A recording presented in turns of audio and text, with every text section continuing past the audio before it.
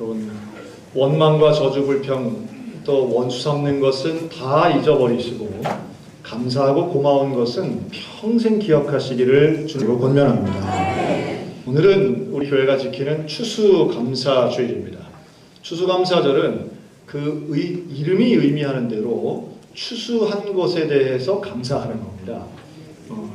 그리고 이제 11월 셋째 주쯤 되면 한 해가 다 끝난 건 아니지만 올 한 해를 돌아보면 그런데 그래도 감사할 것이 많고, 물론 세월은, 국가는, 시절은 참 어려운 면들도 많이 있지만 그럼에도 불구하고 우리가 잊지 말아야 하는 것은 감사인 줄로 믿습니다.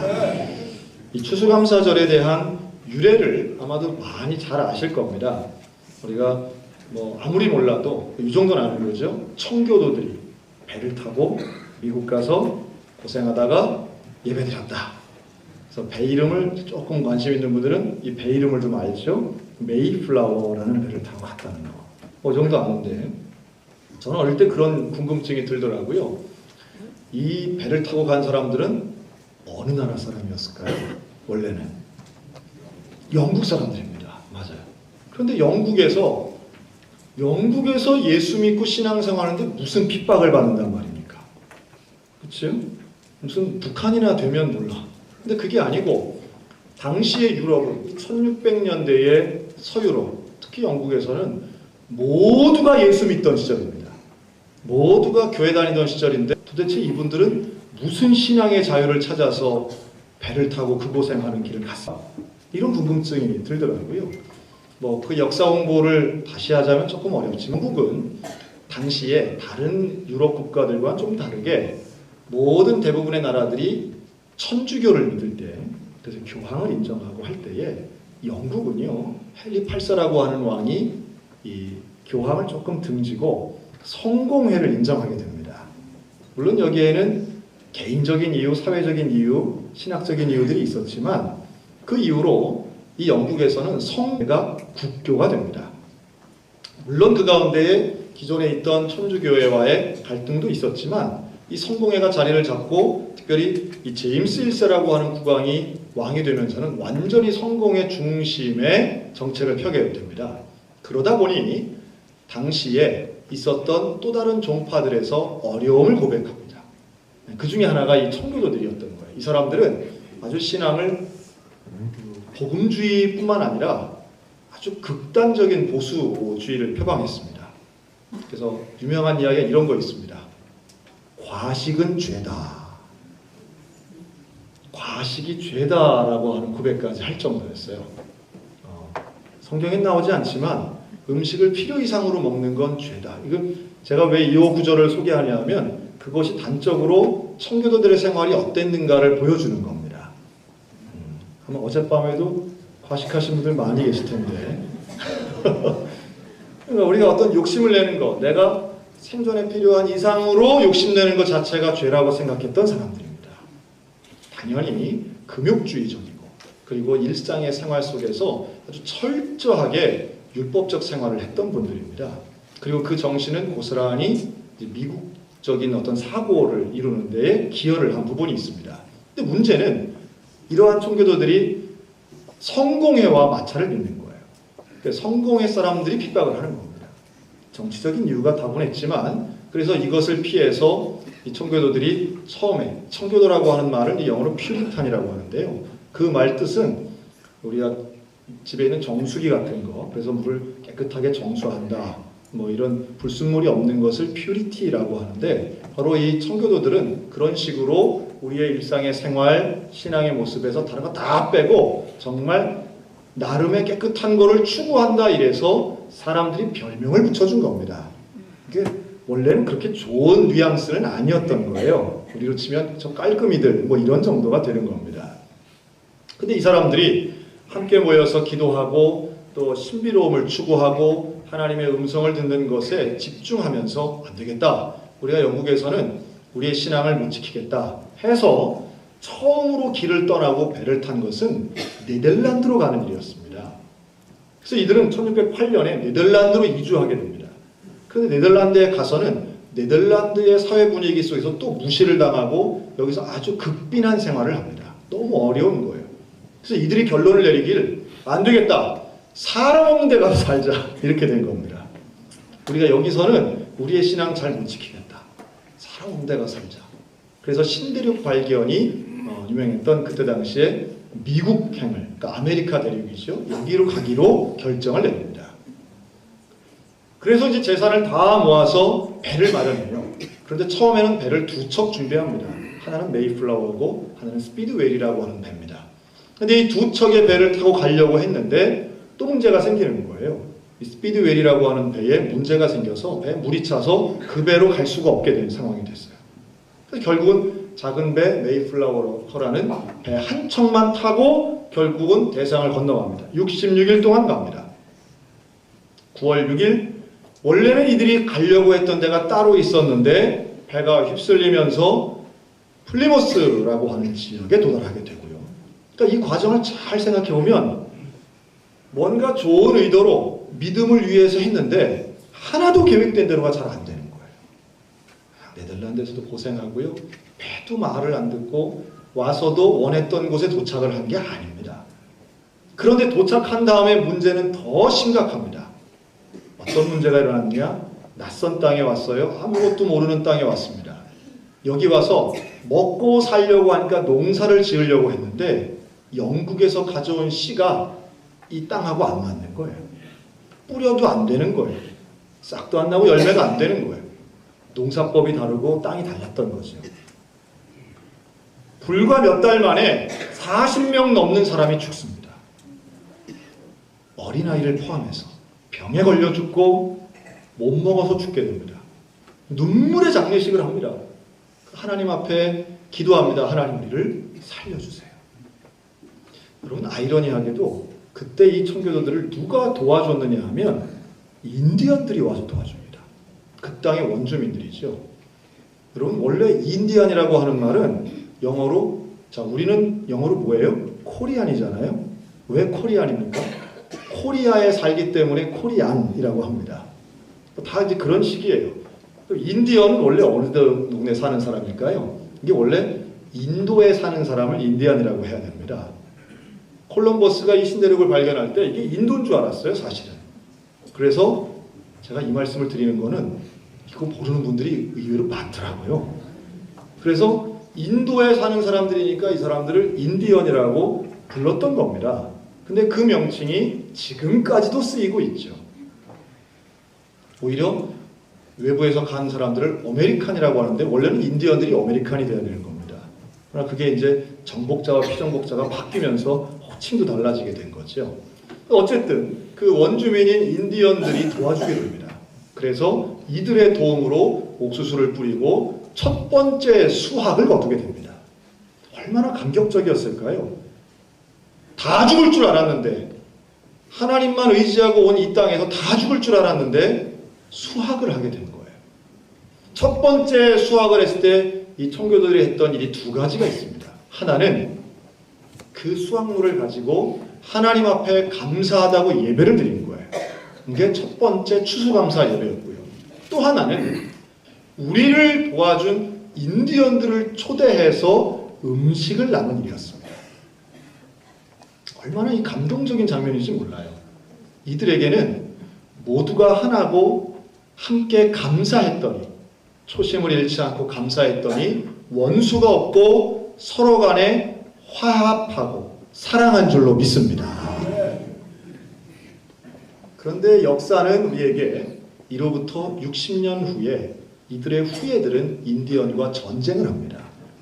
이로부터 100년이 지난 다음에는 영국에서 유럽에서 온 많은 사람들이 미국의 본토를 점령하면서 인디언들과 큰 전쟁을 펼치죠. 그리고 결국은 거의 인디언들을 멸종시키는 정도까지 가게 됩니다. 사랑하고 감사하는 마음이 결국은 사라지게 되면 갈등과 반목이 일어나는 것을 역사를 통해서도 우리는 살펴볼 수 있다라고 하는 겁니다.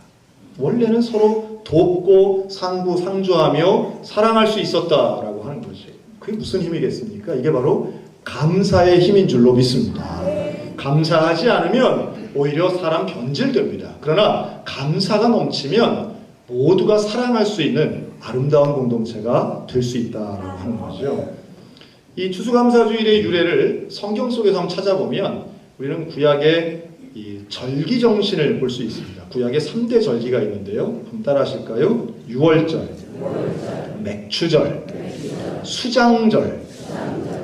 아마 이거 들어는 보셨을 겁니다. 유월절은 출애굽을 하던 이스라엘 백성들이 10번째 재앙, 즉 첫 번째 장자의 죽음 앞에서 자기 집 문설주에 어린 양의 피를 바름으로 하나님의 천사가 그 피를 보고 넘어갔다라고 하는 절기입니다. 담을 넘으면 뭐가 돼요? 월담이 되죠. 우리의 능력을 넘어가는 걸 초월한다라고 얘기합니다. 6월절이라서 6월달에 있는 줄로 아시는 분들이 있는데 그게 아니고 이것은 어린 양의 피를 넘어갔다 하는 의미의 6월입니다. 그래서 이 6월절은 이스라엘 백성들에게는 해방의 절기입니다. 이 마지막 재앙 때문에 바로의 마음도 내려놓고 결국 이스라엘이 출애굽을 한 것이죠. 해방의 절기, 상당히 중요한 의미의 절기입니다. 그리고 나서 출애굽한 이스라엘 백성들이 광야에 가서 맨 처음으로 거둔 곡식이 보리였습니다. 그래서 그 처음으로 거둔 보리가 너무 감사해서 지킨 절기가 바로 맥추절이 됩니다. 보리 맥자를 쓰는 거죠. 그래서 이것은 맥추절의 의미는 첫 번째 것, 이게 소중한 것, 가장 귀한 것을 하나님께 드립니다 라는 의미로 지금도 우리 교회들은 맥추감사주의를 지키는 거죠. 그런데 세 번째 절기인 수장절은 뭐냐? 수장절은 이 수장이라고 하는 말 자체가 물에 가라앉아 죽는 게 아니고요. 수장은 추수해서 저장한다라는 뜻입니다. 거두어서 저장한다는 거예요. 그럼 이게 맥추하고 뭐가 차이가 있느냐? 맥추절은 여전히 광야에서의 생활이고요. 수장절은 가나안 들어가기 직전에 이제 여기서 정착한다는 거예요. 농사를 지어서 곡식을 거두고 그것을 저장하는, 정착하는 곡식의 추수를 감사합니다. 이런 의미입니다. 이것이 이제 오늘 우리가 지키는 추수감사주의라고 가장 흡사한 의미를 가지고 있는 거죠. 이 모든 것이 주신 이가 하나님이십니다 라는 것을 의미하는 거예요. 그래서 하나님이 내게 주신 것, 이것 가지고 감사하고 그것의 의미를 중요하게 여깁니다. 그래서 우리는 고난 앞에서도 또 죽음 앞에서도 감사할 수 있는 것은 주님의 은혜를 기억하는 믿음 때문인 줄로 믿으시기 바랍니다. 그러니까 이 믿음이라는 건 다른 게 아니라 하나님의 주권을 인정하는 것이고 내게 주신 이도 하나님이십니다. 하나님 앞에 감사할 수 있는 것은요, 내게 주신 은혜를 기억하기 때문이에요. 여러분 잊지 마시기 바랍니다. 구원해 주신 하나님의 은혜를 잊지 말고 평생 감사하는 저와 여러분들 되시기를 주님의 이름으로 축원합니다. 잊지 않고 감사하는 게 중요한데요. 여기 그 감사를 잊지 않은 사람이 오늘 읽은 누가복음 17장에 나옵니다. 이 누가복음 17장에는 아주 불치의 병에 걸린 병자 10명이 나와요. 이들은 나병이 걸린 겁니다. 한센병이라고 하죠. 나병은 피부가 썩어가는 거예요. 그 손가락이 잘리고 외형적으로도 아주 끔찍한 모습을 갖게 됩니다. 구약이든 신약이든 이 나병 환자들을 대하는 백성들의 눈은 차디차고 아주 냉혹합니다. 이 병은 하나님이 주시는 심판이라고 생각을 해요. 그래서 이들을 향해 부정한 존재, 가까이 할 수 없는 존재들이라고 생각합니다. 실제로 나병에 걸린 사람들은요, 자기 몸을 가려야 되고 사람들 사는 데에 못 살고 따로 떨어져 살아요. 그리고 혹여라도 자기 근처에 건강한 사람들이 지나오면 외쳐야 됩니다. 이게 법이에요. 뭐라고 외치느냐? 나는 부정하다. 나는 더럽다. 이걸 외치도록 해서 사람들이 자기 근처에 못 오도록 만드는 이런 비참한 인생 사시는 분들이 당시의 나병 환자들이었어요. 근데 이들 10명이 모여가지고 용기를 냅니다. 우리 동네 근처에 예수님이 지나간다는 소식을 듣고 이들이 모여서 소리를 질러요. 뭐라고 예수님에게 소리 지르냐 하면 예수 선생님이여 우리를 불쌍히 여기소서. 이게 참 간곡한 소리죠. 우리를 불쌍히 여기소서. 그때 예수님이 그들을 불러요. 그리고 이 나병 환자 10명에게 예수님이 하시는 말씀은 알았다. 가서 너희의 몸을 제사장들에게 보여라. 그 제사장에게 보이는 것은요, 당시의 제사장들은 의사의 역할도 하고요, 또 제사장 역할도 하고 재판관의 역할도 했습니다. 그래서 예를 들어 내가 나병이 선천적인 게 아닌 다음에 어떤 시기에 병이 났다. 그러면 제사장에게로 가는 겁니다. 그럼 제사장이 보고 너는 나병 환자야. 이러면 그때부터 나병 환자가 되는 거예요. 그리고 뒤집어 쓰고 이제 사람들과 따로 있어야 되고요. 만에 하나 이게 이제 고쳤다 해서 깨끗하게 됐다고 해서 깨끗해지는 게 아니라 제사장이 보고 너는 정상, 너는 고침 받았네 라고 하면 그때부터 이제 정상적인 생활이 가능한 거예요. 그러니까 그런 재판관, 의사, 또 제사장의 역할을 제사장들이 한 겁니다. 그러니까 재판장에 가서 너희 몸을 보여라 라고 하는 것은 검사받아라 이런 얘기거든요. 그래서 검사받으러 가는 거예요. 이들이 발걸음이 안 떨어져요. 사실은 이 몸을 이 모습으로 하고 제사장에게 가면은 우리는 큰일 나는데 그래도 가라니까 일단은 가보긴 하자 하고 가는 길에 무슨 일이 일어나요? 이들의 몸이 나아진 거예요. 서로 보니까 너 깨끗한데? 아이고야 없던 코가 생겨. 아이고 눈썹이 없던 게 생겼네. 아이고 어떻게 된 거야? 갑자기 깨끗해진 거예요. 기적이 일어나는 거예요. 그 기적이 일어났는데 그것에 대해서 기뻐하고 감사해서 예수님께로 돌아온 사람이 몇 명이라고요? 몇 명? 한 명. 그럼 안 돌아온 사람은 몇 명? 또 이걸 아주 조답게 해서 45명 이러면 안 됩니다. 9명은 안 온 거예요. 한 명만 온 거예요. 여기에 대해 예수님이 말씀합니다. 고침받은 것은 10명인데 10사람이 다 깨끗함 받지 않았냐? 9은 어디 있느냐? 여러분 감사는요. 은혜를 잊지 않는 겁니다. 은혜를 기억하는 것이 감사고 그 감사가 기적을 일으키는 줄로 믿으시기 바랍니다. 그런데 많은 사람들은요. 자기가 받은 것을 누릴 줄은 알면서 감사할 줄은 잘 모릅니다. 제가 한번 질문을 드릴까요? 여러분들 집에 수도를 틀면 뜨뜻한 물 나오시는 분? 감사합니다. 손든 분에게 축복이 있습니다. 여러분 집에 냉장고 있으십니까? 세상에 얼마나 부자면은 집에 뜨거운 물이 컬컬 나오고 냉장고가 있어요. 거기다가 전 세계에서 유일하게 우리만 김치 냉장고가 따로 있잖아요. 김치 냉장고가 따로 있다니까. 이거 외국 사람 설명하기가 좀 어려워요. 김치 냉장고. 그런데 여러분 이것이 있다면 우리는 전 세계 인류 중에 상위 8% 안에 들어간다는 거 아십니까? 놀라운 일입니다. 여기 오신 분들 중에 여러분 10살 되기 전에 여러분들 7살, 8살 기억나는 옛날 집에 뜨거운 물 나오신 분 별로 없을 거예요. 없잖아요. 냉장고요. 아이고 무슨 냉장고가 어디 있어요. 근데 여러분 지금 뜨거운 물 나오는 것 때문에 감사하십니까?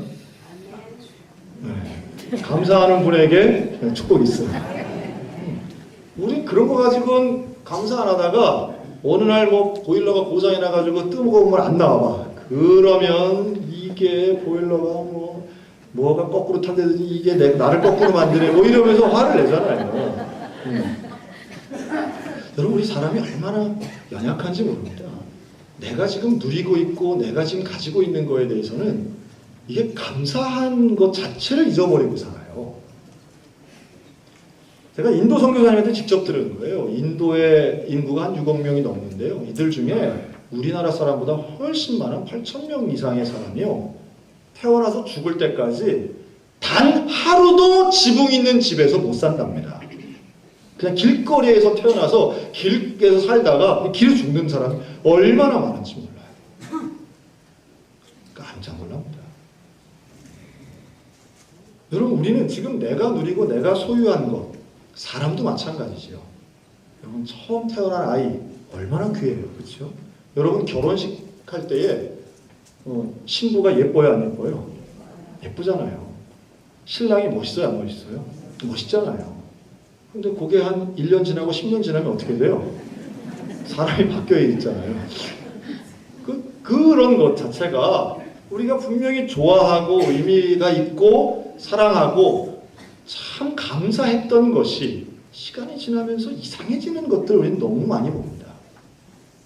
본문에 나오는 이 돌아와서 감사를 표현하는 이 나병 환자였던 사람, 이 사람에 대해서 성경은 또 한 단어를 사용해서 설명합니다.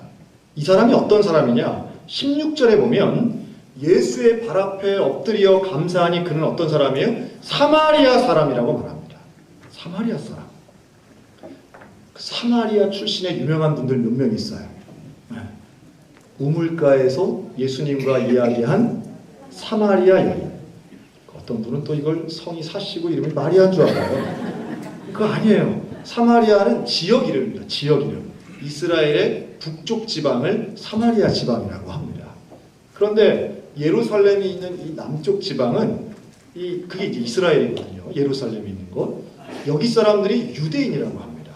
왜 유대인이라고 하냐면 이들은 유다 지파 사람이기 때문에 유대인이라고 해요. 그럼 이 사람들은 사마리아 사람들을 볼 때에 이들을 사랑할까요? 무시할까요?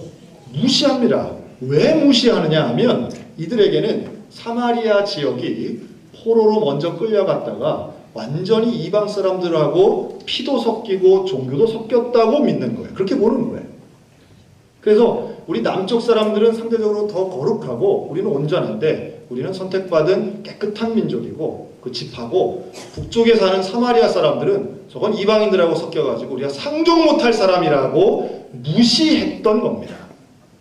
그래서 예수님이 우물가에서 사마리아 여인과 이야기할 때 어떻게 저런 여인하고 얘기하시나 라는 거고요.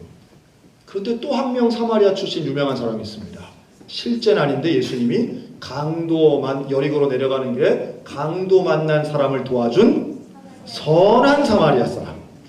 선한 사마리아 사람. 이건 아주 의도적인 이야기예요. 왜냐하면 그 말을 듣는 유대인들은 사마리아는 다 악한 사람이라고 생각할 때, 그런데 예수님은 그 사마리아인을 하필이면 그 사람을 이야기를 하시면서도 의도적으로 선하다고 말씀하는 거죠. 여기 다 이유가 있습니다. 선한 사마리아 사람이라고 말하는 데는 의도가 있는 거예요. 오늘 본문에 나오는 이 한 사람도 이 사람이 사마리아인이라고 하는 내용을 담고 있는 의도가 있습니다. 여기에는 너희들은 사마리아 사람을 악하다, 사마리아 사람 부정하다, 사마리아 사람은 하나님의 뜻을 모른다고 무시하겠지만 이들이 감사를 아는 거다. 이들이 정말 선한 일을 하는 하나님의 자녀야. 여러분 이거 좀 과격하게 예를 들면요, 예수 믿는 사람은 다 그냥 기뻐하면서 떠나갔는데 그 중에 보살님이 돌아와가지고 예수님 고맙습니다 한 거예요. 지금 그런 뉘앙스예요. 아시겠어요? 이 사람이 사마리아인 출신이라는 것은 듣는 유대인들에겐 되게 불편한 이야기라니까요. 나머지 9명의 사람들은 감사하지 않고 떠났는데 한 명이 왔는데 하필이면 그 사람 사마리아 사람. 그 많은 예수 믿는 사람들은, 그 많은 신앙인들은, 그 많은 직분자들은 감사하지 않는데 정말로 인생을 깊은 감사를 하는 것은 타종교인이고 무속인이고 어디서 우리가 정말 싫어하는 그런 사람들이라면, 무시하는 사람들이라면 오늘 예수님의 메시지는 저와 여러분에게 주시는 깨달음에 있는 줄로 믿으시기 바랍니다. 여러분이 사마리아인은요 사실 제사장 앞에 갈 필요가 없는 사람이에요. 왜냐하면 제사장들은 유대인들만 보기 때문이에요. 사마리아 사람은 나병에 걸렸건 낫건 관심의 대상이 아니에요. 그런데 이 사마리아인은 그걸 잘 알기 때문에 돌아와서 예수님 앞에 감사를 고백합니다. 나 같은 사람을 고쳐주시다니요. 나 같은 사람을 고쳐주시는 것 정말 감사합니다.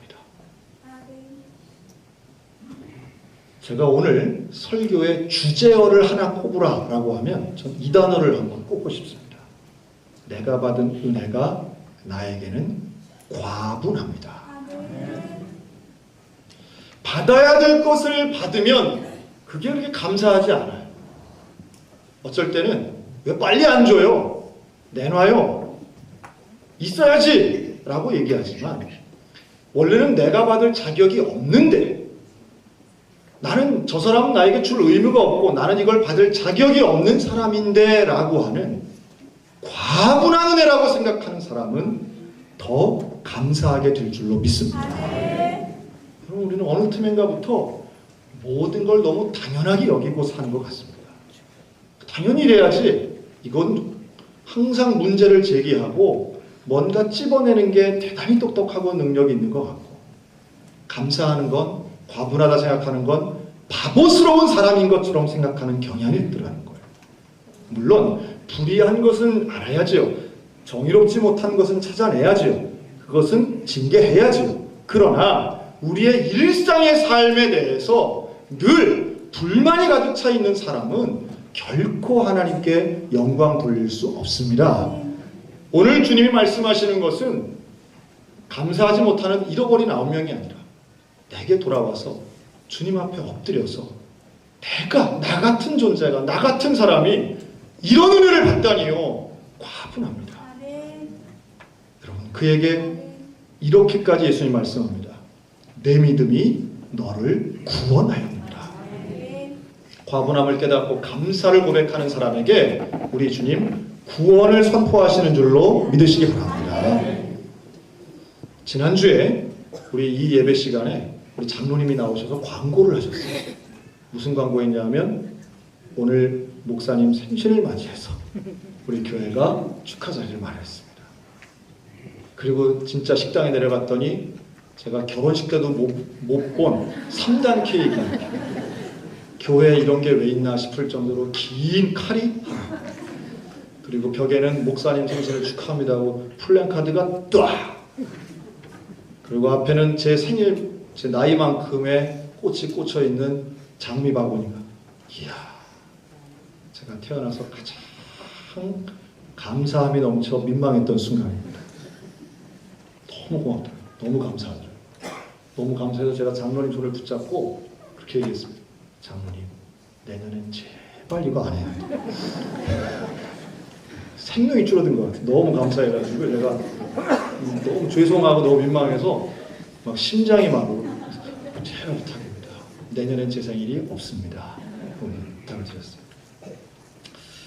그러면서 든 생각이, 제가 이번 대신방을 하면서 느끼는 것 중에 하나가, 여러분, 제가 7월 달에 이사를 왔는데요. 우리 소양교회에서 저와 제 가족을 위해 사택을 마련해 주셨습니다. 여러분, 근데 그 집이 제가 신방 다녀보니까 담임 목사 집이 제일 좋은 것 같아요. 춘천에서 제일 좋은 아파트를 해주신 것 같더라고요. 새 아파트고, 집도 넓고, 그냥 뭐 전자동 시스템의 브랜드 아파트를 해주셨어요. 집이 너무 좋은 거예요. 너무 좋아요. 거기서 끝나지 않습니다. 교회에서 저에겐 아주 좋은 승용차를 또 하나 내주셨습니다. 너무 좋은 승용차를 주셨어요. 근데 저는 집에서 교회 올 때 걸어옵니다. 그렇게 별로 뭐 해도 지금 3개월이 지났는데 몇 킬로 안 탔어요, 사실은. 너무 좋더라고요.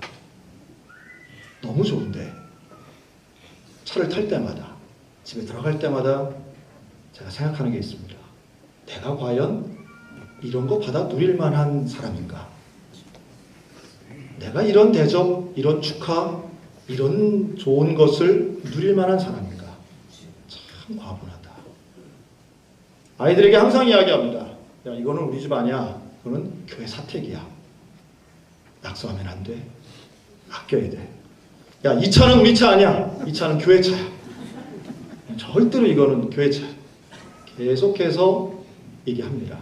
뭐 어릴 때부터 늘 반복되어 왔기 때문에 아이들은 그걸 잘 압니다. 그러면서 드는 생각이 있어요. 여러분, 새 차를 사보신 적이 있으시지요? 뭐 없으시면 용서하시고, 있는 분들은 아마 처음에는 차를 새로 사서 얼마나 귀하게 여깁니까? 아이들 보고 발 털고 타라 그러고, 뭐 비 오는 날은 나가지도 않으려고 그러고, 뭐 그런 분들이 있어요. 그리고 그냥 막 차하고 대화도 하고 얘기도 합니다. 그러다가 한 1년 지나서 한번 흠집이 나면 그냥 잠도 못 자고 끙끙대는 분들도 계세요. 그러나 아무리 좋은 차라 해도 3년 지나고 5년 지나면 낡을 수밖에 없고 낡아지면 익숙해지고요. 익숙해지면 감사가 사라집니다. 그것 가지고 좋아했던 것이 기억도 나지 않습니다. 저는 제 스스로가 두려운 것이 지금은 과분하다고 생각하는데 이것이 1년 지나고 3년 지나고 5년 지나면 전에는 잘하다가 왜 지금은 이렇게 못하나 오히려 서운해질까 봐. 사람은 변할 수 있는 존재입니다. 그런 것이 두렵습니다. 지금은 감사하는데 지금은 조심하는데 지금은 과분해하는데 처음 예수 믿을 때는 하나님이 두려워서 모든 것이 조심스럽고 모든 것이 순종하고 모든 것이 정말 가슴 떨리는 음성으로 들렸는데 신앙생활 10년 하고 20년 하면서 판단하게 되고 저건 저러면 안 돼. 저건 그러면 안 되지. 감사와 기쁨과 고마움은 온데간데 없이 그저 서운하고 속상하고 때로는 판단하고 비교하는 것. 오늘 우리 교회에 세례 받으시는 분이 4분이 계십니다. 이 4분을 모시고 어제 제가 세례 문답을 했습니다. 이분들이 공통적으로 하는 참 귀한 고백이 있어요. 하나님이 두렵다는 거예요. 하나님이 두렵습니다. 세례를 받으려고 하니까 세례 문답 교육을 하는데 이걸 다 어떻게 하나. 하나님을 믿는다는 게 너무너무 대단해 보이고 너무너무 커 보여서 두렵습니다. 저는 세례식을 할 때마다 감동과 함께 부담과 부끄러움을 느낍니다.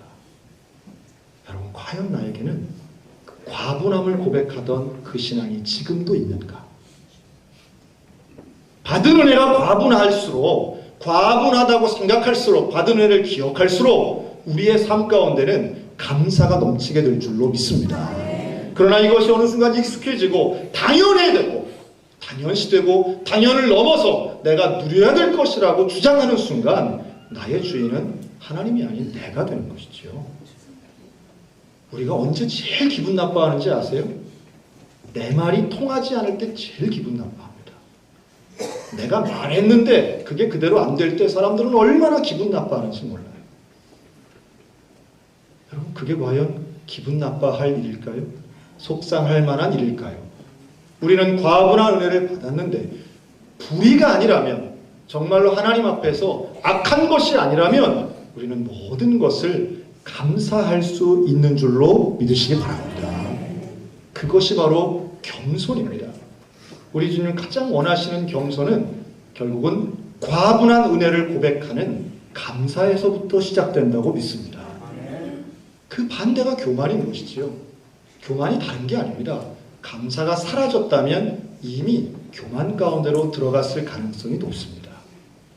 모든 것이 익숙하고 내가 아는 것이 아니면, 내가 말하는 것이 아니면, 내가 주장하는 대로가 아니면 그거는 틀렸어, 잘못됐어 라고 어느 순간 판단자의 자리에 있다면 그는 누가 뭐라 해도 교만의 가능성이 높은 거죠. 저와 여러분 가운데 하나님을 높이고 돌아와서 엎드릴 수 있는 사마리아 출신의 나병 환자가 가졌던 어떤 고난과 어떤 아픔 속에서도 억울해하기보다는 그 작은 추수함에 감사했던 청교도들처럼 우리 처음 마음 잊지 않고 하나님 내게 이런 은혜 주신 것 참 과분합니다. 여러분, 변질되지 않고 성숙해가는 저와 여러분들 다 되시기를 주님의 이름으로 축원합니다. 기도하겠습니다. 살아계신 하나님,